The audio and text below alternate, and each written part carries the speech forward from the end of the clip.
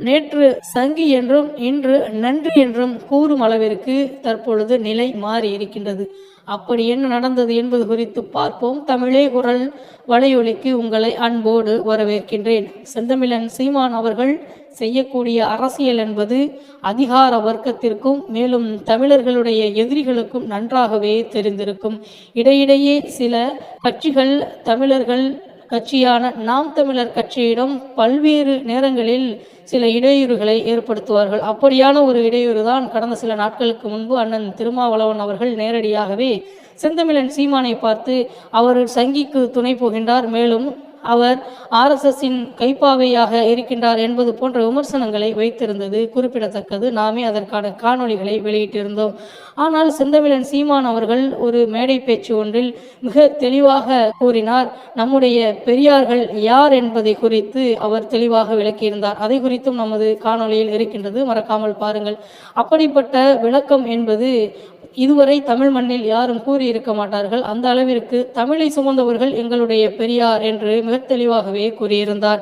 அந்த அடிப்படையிலேயே அண்ணன் திருமா அவர்களையும் மேலும் ஐயா ராமதாஸ் அவர்களையும் எங்களுடைய பெரியார் என்று செந்தமிழன் சீமான் அவர்கள் குறித்து பேசியது மிகப்பெரிய வைரலான செய்தியாக மாறியிருக்கின்றது. இந்த செய்தியை குறித்து நேரடியாகவே ஐயா திருமாவளவன் அவர்களிடம் செய்தியாளர்கள் கேட்டறிந்த பொழுது, தம்பி என்னை இளைஞர்கள் மத்தியில் பெரியார் என்று கூறியதற்கு நன்றி என்று கூறிவிட்டு அவர் மிக சாதுரியமான அரசியலை தமிழ் மக்கள் மத்தியில் செய்து கொண்டிருக்கின்றார் என்பதையும் அவர் தெளிவாகவே கூறினார். இது உங்களுக்கு மிக லேட்டாக புரிகிறது ஐயா திருமா அவர்களே என்றுதான் நாம் கூற வேண்டியிருக்கின்றது. இதுபோன்று பல தலைமைகள் செந்தமிழன் சீமானை புரிதலற்று மிக நெடுங்காலமாக, அதாவது 2009 ஈழப்போருக்கு பிறகு துவங்கப்பட்ட நாம் தமிழர் அமைப்பு மற்றும் கட்சியை தவறாக விமர்சனம் செய்தே இதுவரையும் பலரும் இருந்து வருகின்றார்கள். அந்த அடிப்படையில் இன்னமும் அதிகமான நபர்கள் வந்தார்கள் என்றுதான் நாம் கூற வேண்டும். அதே போன்றுதான் விமர்சனம் தொடர்ச்சியாக வைக்கப்படுகின்றது. ஆனால் இது எல்லாம் காதில் வாங்கி கொள்ளாமல் தொடர்ச்சியாக இலக்கை நோக்கி பயணிப்பவராக செந்தமிழன் சீமான் அவர்கள் இருந்து வருகின்றார். அதே போன்றுதான் சீமான் அவர்கள் எதிரி யார் என்று ஃபிக்ஸ் செய்து, அதாவது இவர்தான் எதிரி என்பதை மனதில் கொண்டுதான் செயல்பட்டு கொண்டிருப்பார் என்பது நாம் இந்த செய்தியின் மூலமாக நாம் தெரிந்து கொள்ள முடிகின்றது.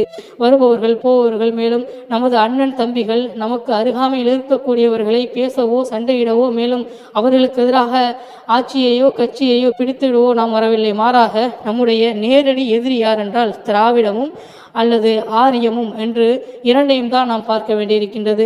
இரண்டையும் நேர்கோட்டில் வைத்து மிக தெளிவாகவே செந்தமிழன் சீமான் அவர்கள் தொடர்ச்சியாக பல காலம் எதிர்த்து வருகின்றார். அதே நேரத்தில் தேசிய கட்சிகளும் இதில் பங்கு வகிக்கின்றன என்பதுதான் மிக முக்கியமாக நாம் காண வேண்டியிருக்கின்றது.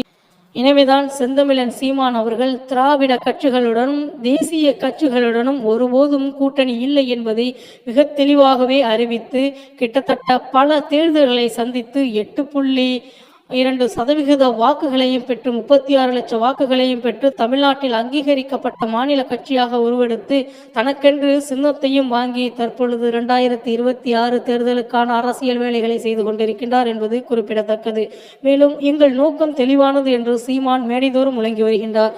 மேலும் எங்கள் தமிழர்களை இனத்தின் சார்பாக நாங்கள் தலைமையேற்று நின்று தமிழர்களுக்கான வாழ்வியலை மிக சிறப்பாக அமைப்பதற்காகவே இந்த கட்சியை நடத்துகிறோம் என்பதையும் கூறிவிட்டார்.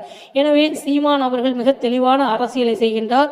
அண்ணனாகவும் தம்பியாகவும் இருப்பவர்கள் சற்று ஒதுங்கி நின்று சீமான் செய்யும் அரசியலை வேடிக்கைப்பார்கள். நிச்சயமாக அவர் இலக்கை அடைந்து விடுவார் என்பதை கூறிக்கொண்டு மீண்டும் நல்ல காணொலியில் சந்திக்கின்றேன். நன்றி, வணக்கம். நாம் தமிழர்.